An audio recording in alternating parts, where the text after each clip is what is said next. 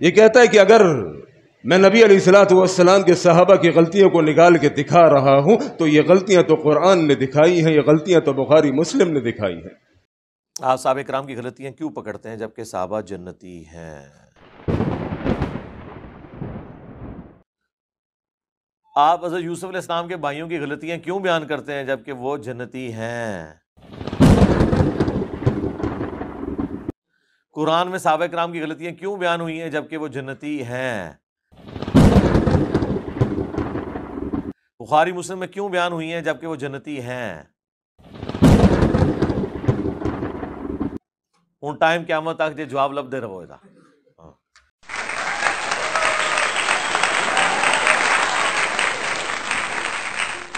اللہ اکبر۔ میں پوچھنا چاہتا ہوں کہ اگر بخاری مسلم نے، قرآن و حدیث نے، یا کسی بھی جگہ پر تاریخ کے اندر کسی نے بھی میرے نبی علیہ الصلوۃ والسلام کی اختلافی مسائل کا ڈسکشن کیا، ذکر کیا، تو کیا محدثین کا ماننا یہ تھا، محدثین کا جاننا یہ تھا، محدثین کا کہنا یہ تھا کہ ان حدیثوں کو بنیاد بنا کے نبی کے صحابہ پہ لعن طعن کرو؟ یا پھر محدثین نے جہاں پر نبی صحابہ کے اختلافات کو ذکر کیا، کیا محدثین نے ان اختلافات کو ذکر کرنے کے بعد یہ کہا کہ اس صحابی پہ لعنت، اس پہ لعنت؟ تم کہتے ہو کہ نبی کے علیہ الصلوۃ والسلام کے صحابہ کو بخاری مسلم نے ان کی غلطیوں کو سامنے بیان کیا، تو میں پوچھنا چاہتا ہوں کہ بخاری اور مسلم نے بھی ان غلطیوں کو بیان کرنے کے بعد، نبی کے صحابہ کے اختلافات کو بیان کرنے کے بعد، کیا کسی ایک صحابی کے اوپر امام مسلم نے کہا ہو، امام بخاری نے کہا ہو کہ اس اختلاف کی وجہ سے، اس غلطی کی وجہ سے امیر معاویہ پر لعنت یا فلاں پر لعنت؟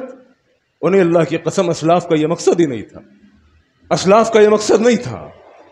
رب نے قرآن میں نبی علیہ الصلوۃ والسلام کے فرامین کے اندر، احادیث کے اندر، یا پھر تاریخ کے اندر اگر نبی کے صحابہ کی غلطیوں کو، ان کے اجتہاد کو، ان کے اختلافات کو اگر بیان کرنا مقصود تھا تو فقط اتنا کہ انسان ہے، ان سے بھی غلطی ہو سکتی ہے۔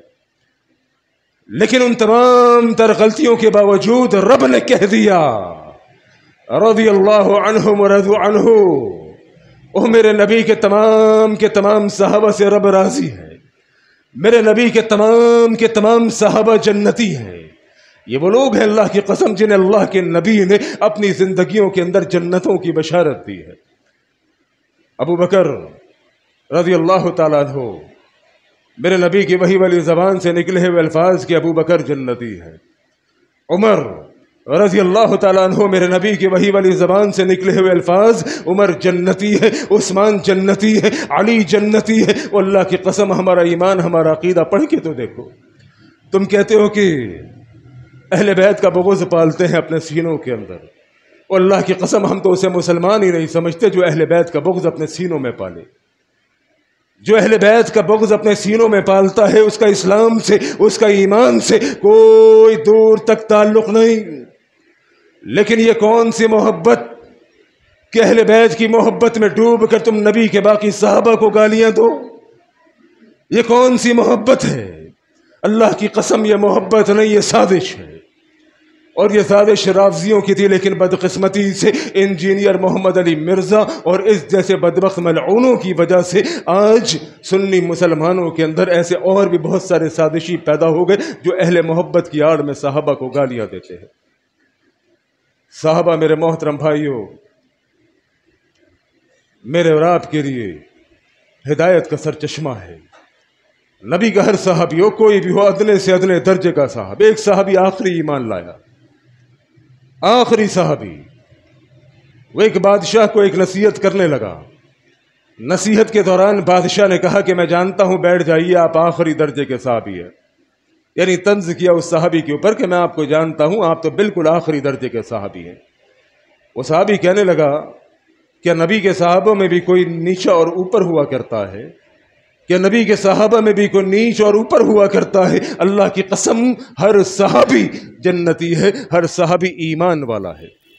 لہذا میرے محترم بھائیوں، اس ملعون انجینئر کی سازشوں میں مت آئیے، اپنی نوجوان نسل کو محفوظ کیجیے، اور ایک کام کیجیے، آپ خالی مسجدوں تک محدود ہو گئے، اصل میں آپ کی انگیجمنٹ، آپ کی انوالومنٹ خالی مسجدوں تک محدود ہے. جمعے کی نماز پڑھنے آئیں گے، جمعے کا خطبہ سن لیں گے، کبھی جناب ہفتہ اتوار کے درس سن لیا، اس کے علاوہ آپ کی سوشل میڈیا انگیجمنٹ کوئی نہیں ہے. اور یہ دور سوشل میڈیا کا ہے، یہ دور سوشل میڈیا کا ہے. یہ اس طرح کے بدعقیدہ لوگ سوشل میڈیا کے اوپر آ کے لوگوں کو گمراہ کر رہے ہیں. آپ کا ایک کام ہے، آپ سوشل میڈیا کے اوپر جو علماء حق ہوں، جن کو آپ سمجھتے ہو کہ ان کی باتیں حق ہیں، جن کو آپ سمجھتے ہو کہ ان کا عقیدہ درست ہے، ان کی پوسٹوں کے اوپر لائک کمنٹ شیئر کرنا آپ کی ذمہ داری ہے. یہ اس وقت اہم ترین محاذ ہے. اس محاذ کو عام نہ سمجھیے، یہ انتہائی اہم ترین محاذ ہے. اس وقت جمعے کے خطبے میں اتنے لوگ بیٹھے ہوئے ہیں، اللہ کی قسم سوشل میڈیا کے اوپر بیان جاتا ہے ہزاروں نہیں لاکھوں لوگوں تک. معلوم چلا کہ لاکھوں لوگ اس وقت سوشل میڈیا کے اوپر بیٹھے ہوئے دین سیکھ رہے ہیں. اور جو دین سیکھتے ہیں انجینئر محمد علی مرزا جیسے لوگوں سے، تو وہ گمراہ ہوتے ہیں. لہذا ان کے کمنٹس کے اوپر آپ کے کمنٹس بھی آنے چاہیے، آپ کی تائید بھی اپنے علماء کے ساتھ ہونی چاہیے. حالانکہ یہ بدبخت ایک کلپ میں اس کا دیکھ رہا تھا، اس میں کہنے لگا the damage has been done. کہتا ہے جو نقصان میں نے پہنچانا تھا وہ نقصان میں نے پہنچا دیا. تکبر دیکھیے اس کا. کہتا ہے جو نقصان میں نے پہنچانا تھا فرقوں کو، وہ نقصان میں نے پہنچا دیا. اچھا، فرقہ واریت کے تو ہم بھی خلاف ہیں. ہم کون سا فرقہ واریت کے حق میں ہے؟ ہم تو کہتے ہیں واعتصموا بحبل اللہ جمیعا. لوگوں تم سب مل کے اللہ کی رسی کو مضبوطی سے تھام لو، اور وہ رسی قرآن اور حدیث ہے. تم سب قرآن و حدیث کے نیچے جمع ہو جاؤ. تو فرقہ واریت کے تو ہم بھی خلاف ہیں. اچھا، اب یہ تکبر کا مارا ہوا شخص کہتا ہے the damage has been done. جو نقصان میں نے فرقوں کو پہنچانا تھا وہ نقصان میں نے پہنچا دیا. رب کعبہ کی قسم ہے، میرا رب اس بات پر شاہد اور گواہ ہے، نقصان اگر میں کہوں نا کہ آٹے میں نمک برابر، وہ بھی نہیں پہنچا سکتا. آٹے میں نمک برابر تو بہت بڑی مثال ہے. اس سے بھی نچلی اگر آپ کے نزدیک کوئی مثال موجود ہے تو مجھے بتائیے گا. میں آن کیمرہ وہ بات کروں گا کہ اس کی وجہ سے اتنا سا بھی کوئی نقصان نہیں اس کی اوقات کیا ہے. یعنی جس کمرے کے اندر، بند کمرے کے اندر یہ اپنے 100 150 200 لوگوں کو بیٹھتا ہے، اللہ کی قسم اتنے تو ہر جمعے کے اندر ہم خطاب کرتے ہیں، اس سے زیادہ ہی. ہر ہفتہ اتوار کو لوگ ہمارے بیانات سنتے ہیں، پروگرامات سنتے ہیں. یعنی جتنے لوگوں کو، ہاں سوشل میڈیا پر شاید اس کی جیت ہو رہی ہے، اس میں آپ کی غلطی ہے. آپ سوشل میڈیا کا استعمال کیجئے تاکہ ایسے باطل لوگوں کا بائیکاٹ کیا جا سکے. دوسری بات یہ کہتا ہے کہ فرقوں کی دکانیں بند. مجھے بتاؤ تو صحیح، آپ کی مسجد میں کتنے اہل حدیث تھے جو آج انجینئر محمد علی مرزا کے فالوور ہو گئے یا اہل حدیث مسلک کو چھوڑ چکے؟ دیوبند مسلک کے اندر کتنے لوگ تھے جو آج دیوبند مسلک کو چھوڑ کے اس کی طرف چلے گئے؟ وہ اللہ کی قسم رائی کے دانے کے تن کے برابر بھی نہیں. چند 1 2 4 بے وقوفوں کے جانے سے یا آنے سے کوئی فرق تھوڑی پڑتا ہے. یہ ایک آواز ہمارے، یہ بدبخت ملعون صحابہ کا گستاخ ایک آواز مارے، اس کی آواز پر کتنے لوگ جمع ہوں گے میں بھی تو دیکھوں. اللہ کی قسم یہ جن مسلکوں کی دکانوں کے بند کرنے کا دعوے دار ہے، اس مسلک کا کوئی ایک امیر، پروفیسر حافظ محمد سعید حافظ اللہ تعالی، ایک آواز مارے تو آپ کو کیا لگتا ہے کہ مینار پاکستان بھرے گا کہ نہیں بھرے گا؟ اسی طرح دیوبند مسلک کے اگر مفتی تقی عثمانی حفظ اللہ ایک آواز لگائیں تو شہر کراچی پورا کا پورا بھرے گا کہ نہیں بھرے گا؟ اللہ کی قسم تم نے تو رائی کے دانے کے تنکے کے برابر بھی الحمدللہ مسئلہ کی حق اہل حدیث کو نقصان نہیں پہنچا سکے اور نہ پہنچاؤ گے، چونکہ رب کی مدد، رب کی نصرت اہل حق کے ساتھ ہوا کرتی ہے. البتہ ہمارے آپسی اختلافات ضرور ہیں، ہمارے آپسی اختلافات ضرور ہیں، لیکن ہم چاہے بریلوی ہو، دیوبندی ہو، اہل حدیث ہو، انشاءاللہ گستاخان صحابہ کے خلاف ہم سب ایک ہیں، ہم سب ایک ہیں. اللہ کی قسم ہم میں سے ایک بھی اگر پھونک بھی مارے گا تو 10,000 انجینئر مرزاؤں کے پرخ چھوڑ جائیں گے. تو کہتا ہے the damage has been done. کچھ نہیں کر سکا سوائے اس کے کہ چند شیطان کے پیروکاروں کو اس شیطان کے پیروکار نے گمراہ کر دیا، نبی کے صحابہ کے بارے میں ان کے دلوں میں نفرتوں کو قائم کر دیا. اور یہ وہی کام تھا جو شیعہ لینا چاہتا تھا، جو رافضی لینا چاہتا تھا، وہ اس نے اس انجینئر کے روپ میں لے لیا. لہذا آپ نے محتاط ہونا ہے، اپنے بچوں کو محتاط رکھنا ہے. اس کی باتیں یقین کیجئے شروع کے اندر یہ آیا، لوگ اس کی بڑی باتیں کرنے لگے، جناب توحید بیان کرتا ہے، جناب یہ بیان کرتا ہے۔ وہ اللہ کی قسم توحید بیان کرتے کرتے یہ کس طریقے سے اس نے خفیہ مشن اختیار کیا اور مسلمانوں کو گمراہ کرنے کے راستے اختیار کیے۔ ہم کہتے ہیں کہ اچھی بات تو شیطان سے ملے وہ بھی لے لو، ہم نے کسی کو نہیں روکا، لیکن جب یہ گستاخ صحابہ انجینئر مرزا ملعون میرے نبی کی گستاخی کرتا ہے تو اس بنا کے اوپر میں آپ کو مشورہ دیتا ہوں، نہ اس کو سنے نہ کسی کو سننے کی اجازت دے، کیونکہ ملعون اس کا بائیکاٹ ہونا ضروری ہے۔ اس کی جتنا زیادہ مذمت کی جائے، جتنا زیادہ احتجاج کیا جائے، ہر دور کے اندر اس نے ایک نہ ایک صحابی کے بارے میں بکواس کی ہے۔ ابھی حالیہ دنوں کے اندر پچھلا میں نے جمعہ آپ کے یہاں پڑھایا تھا، میں نے بتایا تھا خالد بن ولید رضی اللہ تعالیٰ عنہ کے خلاف بکواس کی۔ مجھے بتائیں، ایک خالد ابن ولید چھوڑ دیں، 1000 خالد ابن ولید بھی نکلیں تلواریں لے کر، اور سامنے سے ایک کلین شیو یہودی نوجوان ایک کلاشنکوف اٹھا کے نکلے، تو اینڈ رزلٹ کیا نکلے گا آپ کے ساتھ؟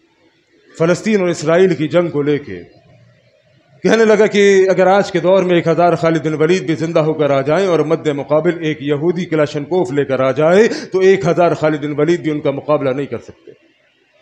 کہنے لگے تو وہی بات ہوگی کہ جناب بیلچے کے اوپر جس طرح سلطان راہی گولیاں روکتا تھا، یعنی آپ سوچیے خالد بن ولید کو تشبیہ کس سے دی اس نے؟ سلطان راہی سے۔ اور یقین کیجئے ہمارا بحیثیت مسلمان اس بات پر یقین کہ انشاءاللہ الرحمن تو کہتا ہے کہ 1000 خالد بن ولید ایک یہودی کا مقابلہ نہیں کر سکتے، کہ خالد بن ولید کے پاس تلواریں ہو اور یہودی کے پاس لیزر گائیڈڈ گنز ہو۔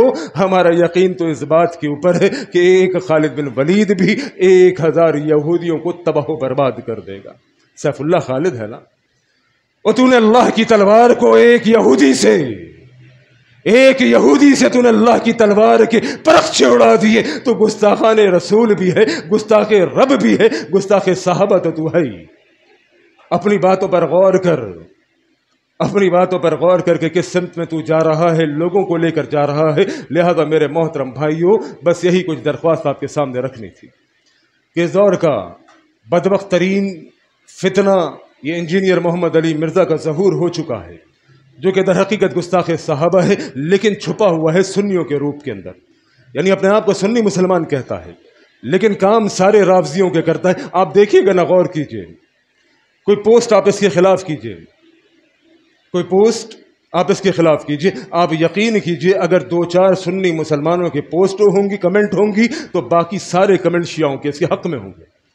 یار اس بات سے اندازہ کر لو، بریلوی علماء اکرام اس کے خلاف، دیوبندی علماء اکرام اس کے خلاف، اہل حدیث علماء اکرام اس کے خلاف۔ کسی ایک شیعہ کا بیان دکھاؤ، کسی ایک شیعہ کا بیان دکھاؤ جو انجینئر مرزا کی مخالفت کرتا ہو۔ اہل حدیثوں نے بھی مخالفت کی، بریلویوں نے بھی مخالفت کی، دیوبندیوں نے بھی مخالفت کی، کسی ایک شیعہ رافضی نے اس کے خلاف بیان نہیں دیا، کیونکہ ان کا ہی تو اعلی کار بن کے یہ سنیوں کے درمیان بیٹھا ہوا ہے اور کہتا ہے اہل بیت کی محبت، اہل بیت کی محبت۔ وہ کس نے انکار کیا اہل بیت کی محبت سے؟ علی ہمارے سر کے تاج ہے رضی اللہ تعالیٰ عنہ، لیکن معاویہ بھی ہمارے سر کے تاج ہے رضی اللہ تعالیٰ عنہ۔ یہ بدبخت ملعون آج کے بیان میں نے بالکل واضح آپ کے سامنے کر دیا، اور لوگ علمی دلائل سے نہیں سمجھتے، میں نے عقلی دلائل بھی آپ کے سامنے رکھ دیے کہ دیوبندی، بریلوی، اہل حدیث تینوں مسالک کے لوگوں نے، ان کے علماء کرام نے اس کے خلاف بائیکاٹ بھی کیا، اس کے خلاف بیانات بھی دیے۔ ایک شیعہ رافضی نہ اس کے خلاف بیان دیتا ہے، نہ اس کے خلاف بات کرتا ہے، بلکہ آپ پوسٹ اگر کریں گے تو ان کے اوپر اس کی حمایت میں کمنٹ کرنے والا شیعہ ہوتا ہے۔ اب سوچ لو آپ کس سمجھ جا رہے ہو۔ او بھائی، ہر دکھنے والی چیز اچھی نہیں ہوتی، ہر چمکنے والی چیز سونا نہیں ہوتی۔ اپنے عقیدوں کو بچاؤ میرے محترم بھائیوں۔ ایک اور کلپ بلکہ میں آپ کو بتا کے اپنی بات کو ختم کرتا ہوں۔ اس پورے بیانات کے اندر انشاءاللہ یہ یوٹیوب کے اوپر میرا حکیم زبیر عباسی کے نام سے چینل ہے، جو باتیں میں نے کہی ہیں اس کے خلاف میں ساتھ اس کے کلپ بھی لگاؤں گا۔ ایک اور بیان آخری سن لیجئے، اس کے اندر یہ کہتا ہے کہ شیعوں کی نماز، شیعوں کا چمچہ ہے نا، یہ اہل تشیعوں کا چمچہ ہے، گستاخان صحابہ کا چمچہ ہے۔ اور سر ایک جو حدیث میں نے وہ اہل تشیع کے ایک عالم ہے لاہور کے امین الحسینی، انہوں نے کتاب لکھی ہے نماز پیمبر. جب میں نماز کے اوپر لیکچر مسئلہ نمبر 70A اور B ریکارڈ کروانے لگا نا، تو میں نے کسی بھائی سے کہا کہ میں نے جماعت المسلمین والوں کی بھی صلاۃ المسلمین پڑھی، تو میں نے کہا میں شیعہ کی بھی پڑھ لوں ایک بار ذرا میں صحیح طریقے سے. جب میں نے نماز پیمبر کھولی تو میں تو ایکسپیکٹ کر رہا تھا اس میں اصول الکافی کے حوالے ہوں گے یا نہج البلاغہ کے ہوں گے. وہ جب میں نے کتاب کھولی نماز پیمبر امین الحسینی اہل تشیع کے، اس وقت سمجھ لیں زبیر علی زئی کا جو مقام حاصل ہے، اس لیول کا علمی مقام ان کو اس حوالے سے بکس کے حوالے سے حاصل ہے، کافی کتابیں انہوں نے لکھی ہیں. تو وہ پوری کی پوری کتاب میں ریفرنسز بخاری شریف، مسلم شریف، ابو داؤد شریف، ترمذی شریف، ابن ماجہ شریف. کتاب کس کی؟ اہل تشیع کی. میں بڑا حیران ہوا. وہ میں جب حدیث پڑھی، کہنے لگا اہل تشیع کی نماز میں نے جب حدیثوں کے اندر تلاش کرنا شروع کی، کہنے لگا اللہ کی قسم پوری نماز مجھے اہل تشیع کی حدیثوں کے اندر مل گئی. کہہ رہا ہے کہ اہل تشیع کی نماز حدیث سے ثابت ہے. یعنی آپ سوچئے کس طرح سے سلو پوائزن دیکھ کے امت کو تباہ و برباد کرنا چاہتا ہے. لہذا اپنے سنی نوجوانوں کو، اپنے سنی مسلمانوں کو اس گستاخ صحابہ ملعون انجینئر محمد علی مرزا سے محفوظ رکھیے، اپنے عقیدوں کو بچائیے. یہ چھپا ہوا رافضی جو عنقریب اعلانیہ رافضی ہو جائے گا. اللہ کریم ہمیں حق کی سمجھ عطا فرمائے. وآخر دعوانا